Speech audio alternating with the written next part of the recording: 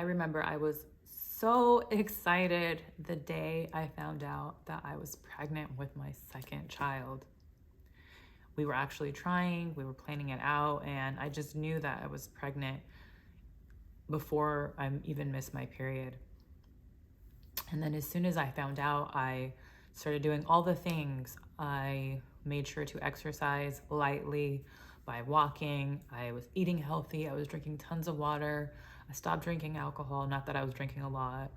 I started taking all of my prenatal pills, and because my last birth was so smooth and seamless, I just assumed and never would have thought that this would have happened to me.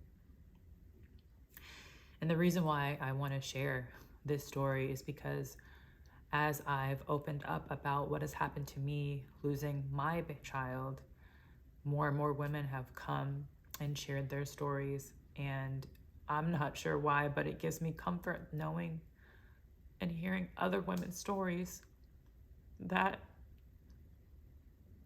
there's nothing wrong with you and your body as a woman. It just wasn't in God's plan. And I've also learned that when you have a loss of a child, it's actually your body's way of protecting you and the child from the possible elements or diseases or things that the body has detected. There are some abnormalities with your baby, and possibly your body attacks the fetus and the heart just stops, or the lungs don't function. I don't know, but it's definitely not easy. And I am someone who is always go, go, go, go, go, especially with my business being an online coach and social media light. It's been really hard for me to get back to that person that I was because of these emotions that I feel. And today marks 1 week since my DNC. And so today I just wanted to share my story of the process when it happened.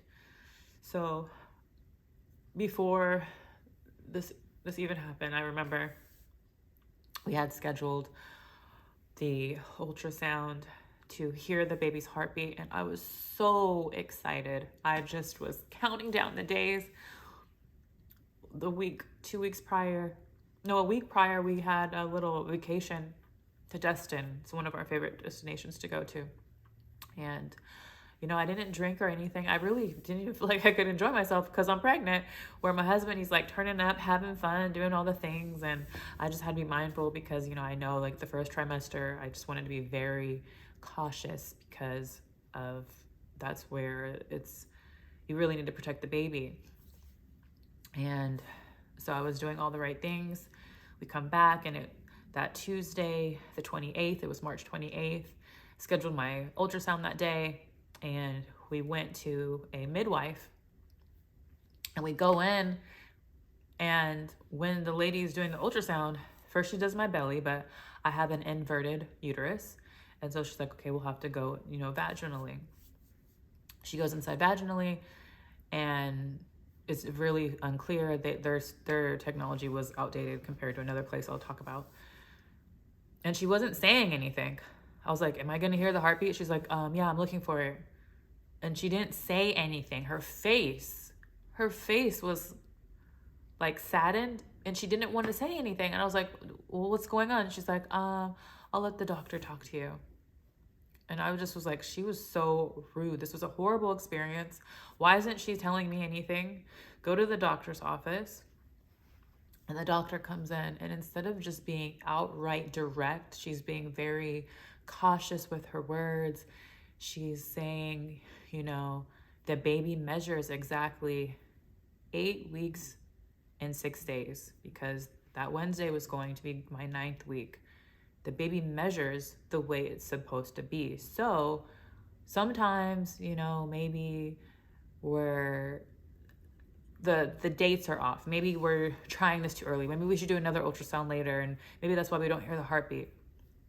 let's run your blood. Let's run your blood. And that will let us know the HCG levels, and then we'll test it in a couple of days. And then if they decline, that will let us know. And so I was really trying to be hopeful. Like, no, this has to be a mistake. And in that moment, I didn't want to feel any kind of sadness. She's like, well, we're not saying anything, but this is possibly a miscarriage, because I was showing no symptoms. I still was having pregnancy symptoms just a couple of days prior to this Tuesday. I was feeling nauseous. I was feeling fatigue. I was having aversions of cravings and food. So I'm showing all of the symptoms. And I said, why is this happening? She said, it could have happened today. It could have happened this morning. It could have happened. The heartbeat could have stopped before you even walked into the office. And all I could think is, why? Why? So me and my husband, we stayed faithful. We went to lunch, but I didn't like my experience. And I was like, I want a second opinion. And so we found a place which we've used in the past. It's ProCare in Duluth, Georgia. And they just do ultrasounds. And that's where we went when we had Elle. And the technology there is so much better. It's very clear. And they were able to fit us in right before closing. We got there at 4:45. They closed at 5. She saw us. And immediately, and I'm going to share what I saw.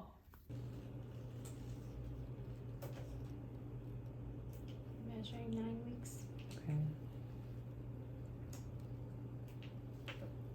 So this box right here is representing any blood flow. So we track if there's any flows, like heart would be a blood flow. And I don't see any. Okay. Okay. Here, and just looking for any Heartbeat, and there is none. and there isn't any. Okay. So even though it's measuring at today, it could have happened, like, who knows? Who knows? Okay. Okay. Another signs of abnormal is this. You see all of this right there? Yeah, what is it's that? It's not supposed to be there. So something is not developed correctly, okay. or like a fetal demise in this case, it start develop all of this. Okay. Because it should be dark. It shouldn't be any debris like this.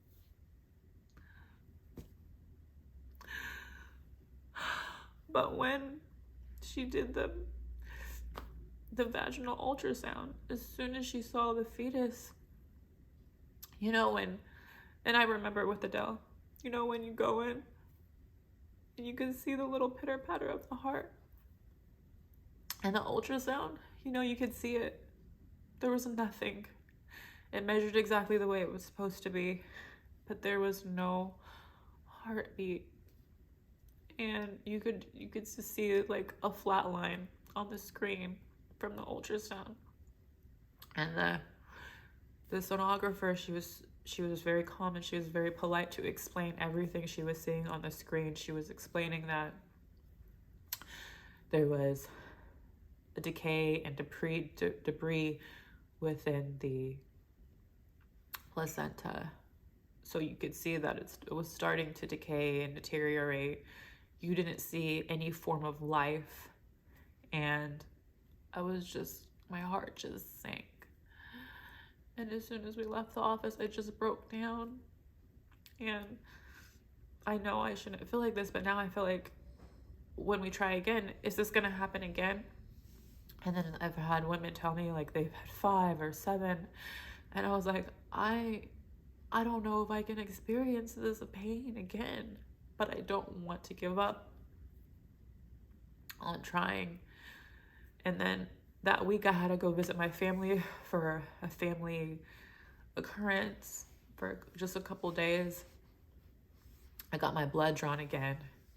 The first day the blood was drawn, the HCG levels measured the way they were supposed to.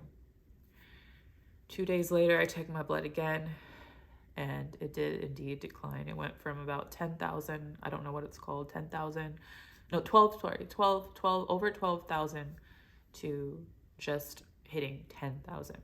So it dropped.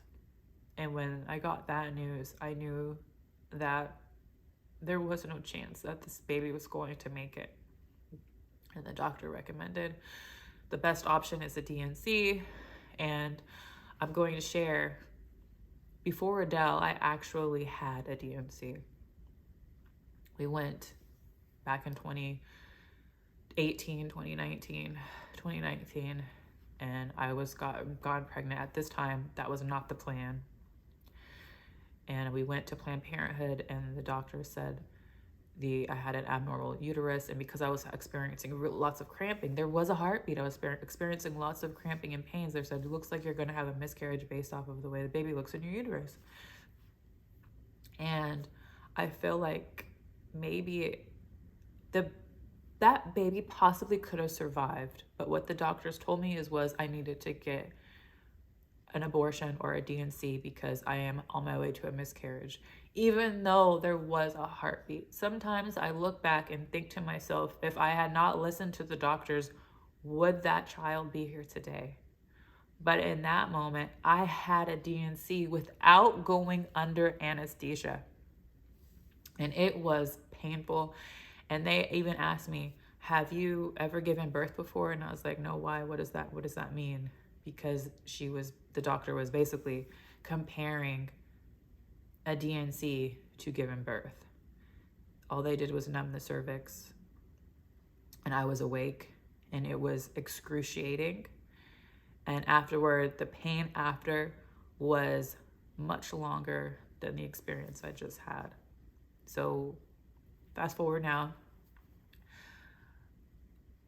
Monday, we go ahead and schedule the DNC for later that week on Passover. Yeah.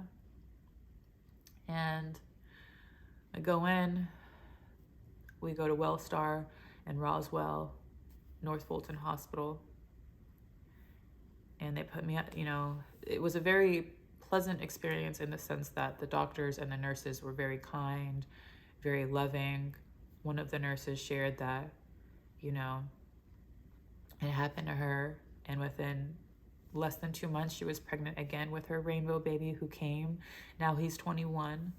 And so it gave me faith that, okay, sometimes there is a breakdown or a loss before there is a light or a breakthrough.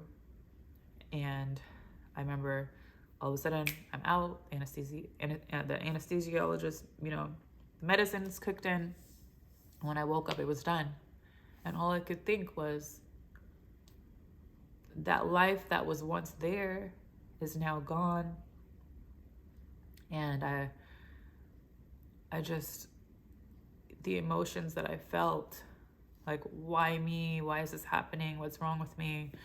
Some of my friends, they all got pregnant multiple times, no problem. My mom had 6 kids. She didn't ever miscarry one. So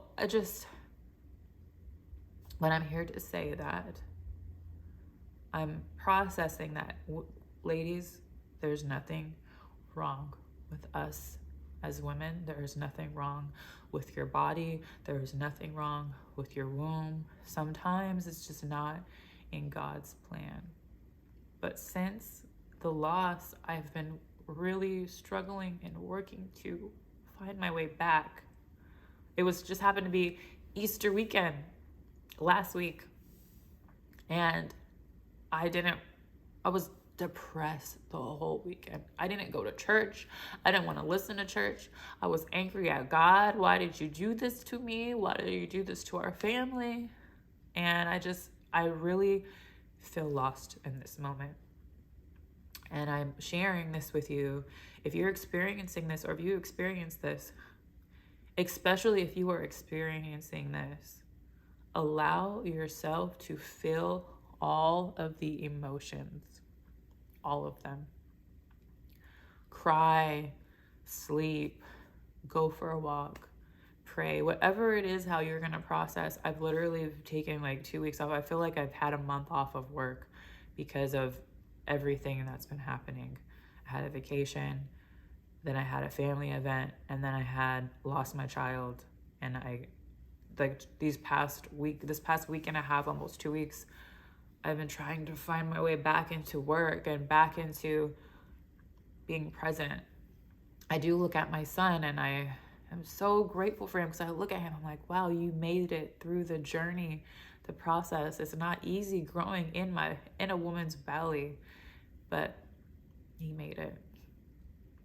And so I started reading this book, The Mountain Is You. I just finished it. And I recommend this book for anyone who hasn't read it. It really has helped me heal in ways and process. The most important takeaway I got was being you, being present, and allowing yourself to feel any emotions you feel. If you feel anger, if you feel depressed, if you feel anxiety, if you feel sad, if you feel mad, any of it, allow yourself to feel and be aware of the feelings, because when you don't process, when you hold it inside and you don't let it out, it actually festers and turns into stress and disease within the body. And that's why you need to let it out, release it, work through it, and then work to find your way back to your center, which is exactly what I'm doing now. So I just want to give you encouragement that losses, there's nothing no one can say to heal or make you feel any better, but just allow yourself to feel the emotions. Take the time you need to process, to recover, to get back, and keep faith that there is light at the end of this journey for a new life, and your rainbow baby is on the way. So don't give up. I'm sending prayers to you, and I hope that by me sharing my story with you in this moment has helped give you comfort, give you light, give you understanding in some way. And please feel free to share your story below, or how you're feeling below, or what was it, if you experienced this before, that helped you process your emotions and give you that breakthrough to get you over this hump and this edge and this dark place that took you back to the light. That would help me right now in this moment too. So thank you, and sending prayers your way. Stay blessed.